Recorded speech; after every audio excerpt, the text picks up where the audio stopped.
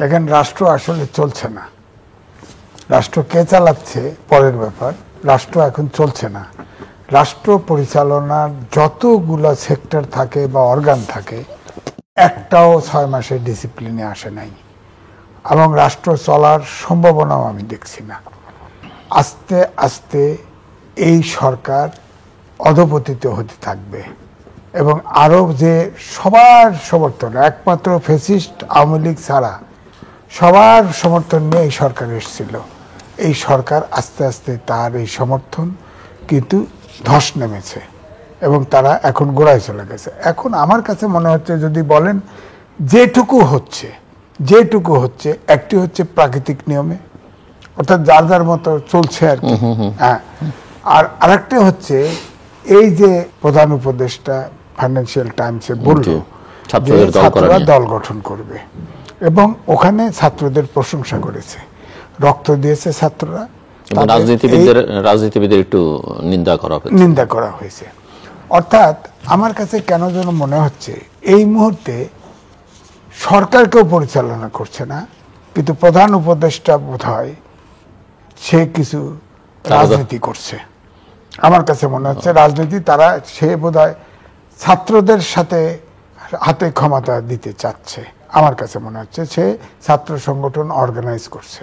হ্যাঁ, এবং পর্দার অন্তরালে তার কি টার্গেট আমি জানি না, তবে তিনি তো সবচেয়ে বড় বেনিফিশিয়ারি।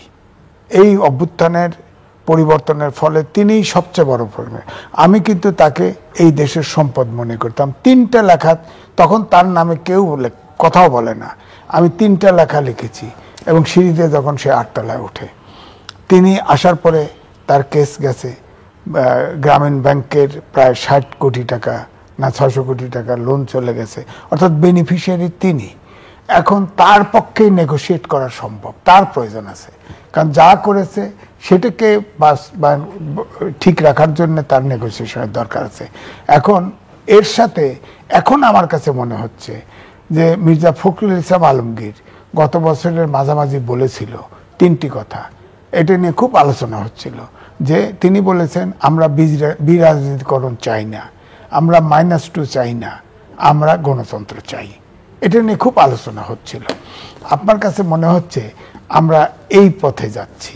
আমার কাছে মনে হচ্ছে এখনো সময় আছে। আমি যেটা আগেও বলেছি, এখনো বলছি, যে এই যে রাজনৈতিক দলরা বলে যৌক্তিক সময় দেব, এই দেশটা যদি ধরেন ডিসেম্বর পর্যন্ত এইভাবে চলে, প্রকৃতির মতো করে চলে, হ্যাঁ, তাহলে এই দেশটা কোথায় যাবে?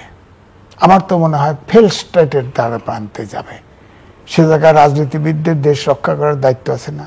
সুতরাং বিএনপি যে বলছে না যে এই মাসে আন্দোলন নামবে, কবে মিডিল, আমার মনে হয় আন্দোলনের সব দল এক হলে এই সরকারের যে অবস্থা, 24 জনের সরকার, আর ছাত্ররা আইছে, ছাত্রদের কিন্তু আগের মতো নাই।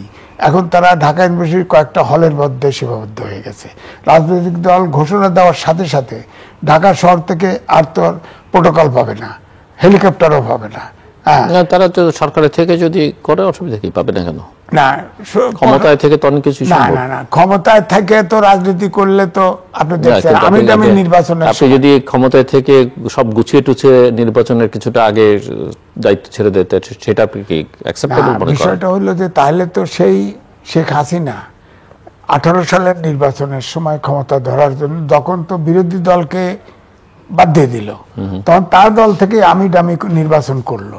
এরপরে বড় বড় নেতাদের দিয়ে 3টা কিংস পার্টি করেছিল, একটি এমপির কিন্তু জামানত থাকে নাই, সবগুলো জামানত হারাইছে। এই ছাত্রদেরকে দিয়ে উনি যে রাজনীতি করছেন, ছাত্রদের দিয়ে সংগঠন করাচ্ছেন, এই যে জাতির যে ক্ষতি হবে, আমার বক্তব্য হচ্ছে, আমি ছোট মানুষ বলতে চাই যে এই স্কুল থেকে শুরু করে ইউনিভার্সিটির ছাত্র পর্যন্ত এখন লেখাপড়া বাদ দিয়ে সরকার চালানোর ব্যস্ত। এই যে তাদের লেখাপড়ার দিকে মন নাই, এই যে বিজ্ঞানের অগ্রগতির যুগে এই 6 বছরের জেনারেশন গ্যাপ, এটা কি দিয়ে পূরণ করবেন? 1, 2 হলো ছাত্রদের দিয়ে রাজনীতি শুরু যদি করান, এবং 52 সাল থেকে প্রত্যেকটা আন্দোলনে ছাত্ররা অগ্রভাগে ছিল, কিন্তু কোন ছাত্র নেতা বিতর্কিত ছিল না। হয়তো পরে রাজনীতি করতে এসে বিতর্কিত হয়েছে, কেউ ব্যবসাকে বিতর্কিত, কিন্তু কোন ছাত্র নেতা বিতর্কিত ছিল না। এবারের এই ছাত্র নেতাটা কিন্তু ইতিমধ্যে বিতর্কিত হয়েছে। এদের নামায়, এদের বসায়, এদের তাড়ায়, এদের খেদায়, হেলিকপ্টার নিয়ে 6 দিনে 18 বার ভ্রমণ করে। এসব তো হচ্ছেই। অমুকরে ফেলায় দিব, তমুকরে, এগুলো বিতর্কিত। অনেকেই তো বিত্ত বৈভবের V8 গাড়ি চালায়, আপনি কয় পয়সা ইনকাম করেন, V8 গাড়ি নিয়ে টকশোতে যায়। তো এই ছাত্ররা ক্ষমতায় গেলে কি করবে, কি করবেটা কি? তো আমি ধরেন ইলেকশনে গেলে তারা, আমার বিশ্বাস যে যে জায়গায় আগাচ্ছে, এবং ডক্টর মোহাম্মদ ইউনূস তিনিও 111-এর সময় কিন্তু কিংস পার্টি করতে চেষ্টা করে তিনি ব্যর্থ হয়ে বলেছেন যে এটা আমার কাজ না। আমার মনে হয় ছাত্ররা যখন বলবে এটা আমাদের কাজ না, তখন এই জেনারেশন ধ্বংস হয়ে যাবে, এই জেনারেশন। সুতরাং আমি বলবো যে এখন এক ব্যক্তি রাজনীতি করছে আর দেশ প্রাকৃতিক নিয়মে চলছে। এখন রাজনীতিবিদদের চুপ করে থাকার সময় নেই।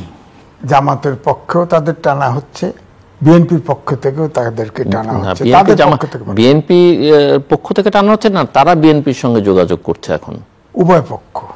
একজন নেগোসিয়েটর ছাত্রদের পক্ষ থেকে করা হচ্ছে, তিনি আমাকে নিজে বলেছেন যে তাদেরকে বিএনপির সাথে ভিড়ায় দেওয়ার চেষ্টা চলছে, কাজ চলছে। মানে বলছে বিএনপি চাইছে ব্যাপারটা। আমার বক্তব্যটা এখানে যে এখন ধরেন আওয়ামী লীগ নাই, নির্বাচন যদি হয় তাহলে বিএনপি এখন মেজর পার্টি, এবং বিএনপি যে বদনাম ইতিমধ্যে হয়েছে, বিএনপি অ্যাকশনও নিয়েছে, যেমন চাঁদাবাজি, আওয়ামী লীগ চাঁদাবাজি করছে, তার রিপ্লেসমেন্ট বিএনপির কর্মী, নেতা কর্মীরা করেছে।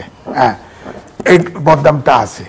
বিএনপি যদি প্রত্যেকটা সেন্টারে একদম মানে পরিষ্কার বাছাই করে, পার্টির নয়, পার্টির যারা চাঁদাবাজি টাদাবাজি হাঙ্গামার সাথে জড়িত, এগুলো বাদ দিয়ে ভালো একদম শিক্ষিত অ্যাকসেপ্টেবল লোক নমিনেশন দেয়, আমার ধারণা 200 সিট জিতবে। সুতরাং বিএনপি যে এইগুলি করতে, যদি করতে না, এটা হলো 200 হলে যাইছে তাই করতে পারে। এই জন্য 200, আমি যেহেতু 200 বলেছেন, আমি আর 100 কারা পেতে পারে আমি বুঝতে চাই। জামাতের যাই বলেন, আমি একটা কথা বলি যে জামাত খেলে ভালো কিন্তু গোল করতে পারে না, কারণ ওদের প্রত্যেকটা সেন্টারে ভোট আছে কিন্তু ভোট ফিক্সড, যতগুলো সমর্থক ততগুলো ভোট। যখন ভোটে গেলে তো একটা জায়গায় 50%-এর উপরে ভোট লাগবে, এই ভোট মার্জিনটা তাদের অল্প কয়েকটা সিটে আছে। যেমন উদাহরণস্বরূপ বলি, 86 সালে ইলেকশন করছিল আলাদা, 3টা সিট পেয়েছিল। ধরেন ওইটাও যদি স্ট্যান্ডার্ড হইল, তারপরের সিটে 18 সালে তো করলো, 18 সালে করে 2টা পাইছিল। তো এখন যদি ধরেন এবারে ইলেকশন করে, এবার তার চাইতে একটা ইমপ্রুভমেন্ট আছে, আমি বুঝলাম। তো এবারে ধরেন সিট তো আর রাতারাতি বাড়বে না, সদস্য তো বাড়ে নাই, আওয়াজ বাড়ছে, কারণ জামাত এখন মুক্ত হয়ে গেছে। যেহেতু আওয়ামী লীগ মাঠে নাই, আওয়ামী লীগ মাঠে নাই, তারা রাস্তায় মিছিল করছে, এই যে ছাত্র শিবির মিছিল করছে, বিরাট মিছিল করলো। এতে তো ওই যা সমর্থক তা নেতা, তো ধরেন 2টা 3টার থেকে নাই 10টা হবে, নাই 20টা হবে, আমি তো তার বেশি দেখি না। কারণ হচ্ছে ছোট্ট ছোট্ট জিনিস কিন্তু আলোচনায় আসে।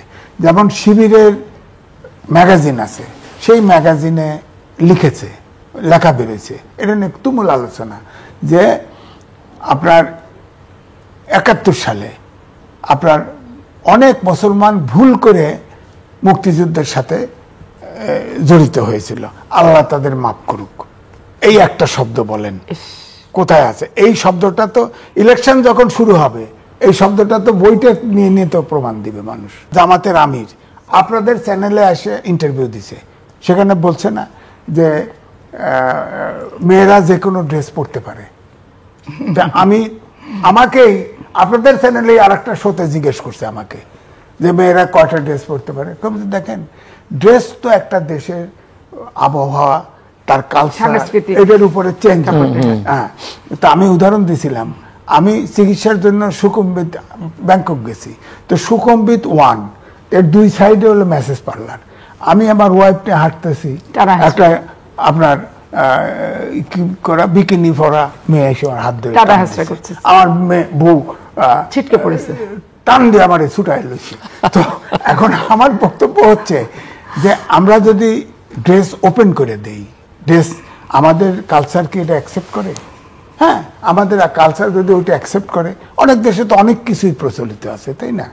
আমি তেহরানে ট্রেনিংয়ে, সাংবাদিক ইলেকট্রনিক জার্নালিজমের ট্রেনিংয়ে গেছিলাম, ওআইসি ট্রেনিং, আমাদের দেশ থেকে আমি একা গেছি। সে দেশে যে হোটেলে, 5 স্টার হোটেলে রাখছে, বিদায়ের দিন দেখি একটা মালয়েশিয়ান ছেলে আর ইরানি একটা মেয়ে কান্নাকাটি করতেছে। তো আমি আরেকজনকে জিজ্ঞেস করলাম, হোয়াট ইজ দিস? হ্যাঁ, কয়েকদিন তারা তো কন্ট্রাক্ট ম্যারেজ করছে, 15 দিনে তারা হাজব্যান্ড ওয়াইফ, এখন আর দেখা হবে না জীবনে, মায়া কান্নাকাটি করতেছে। আর বাংলাদেশে এটা প্রচলিত করতে পারবেন? ওটাও তো মুসলিম দেশ, আমরা তো মুসলিম অধ্যুষিত দেশ, আর ওটা তো মুসলিম দেশ। তো এটা অর্থাৎ আমাদের দেশে প্রচলন ওইটাই করা যাবে যেটা আমার সংস্কৃতি অ্যালাউ করে, ওই পর্যন্ত যাওয়া যাবে। হ্যাঁ, বিজ্ঞানের অগ্রগতির সাথে সাথে আবহাওয়া, কালচার অগ্রগতির সাথে সাথে হয়তো পরিবর্তন হবে। সুতরাং আমার বক্তব্য হচ্ছে, এখনো আমার ধারণা এইসব ভোট পাওয়ার জন্য যে যাই কোক না কেন, মানুষের রিডিং কিন্তু রাজনীতিবিদদের ব্যাপারে আছে। কাকে ভোট দিতে হবে ঠিকই ভোট জায়গা মতো দিয়ে দিবে, ভোট কিন্তু উল্টাপাল্টা হবে না। এবং এবারে ধরেন জামাত মনে করছে ইসলামিক দলগুলো একসাথে হইলে একটা হয়তো সরকারে যাওয়াও যেতে পারে, একটা চেষ্টা তো আছে। ইসলামিক দলগুলো সব জামাতের সাথে এক হবে না, এটা নিশ্চিত।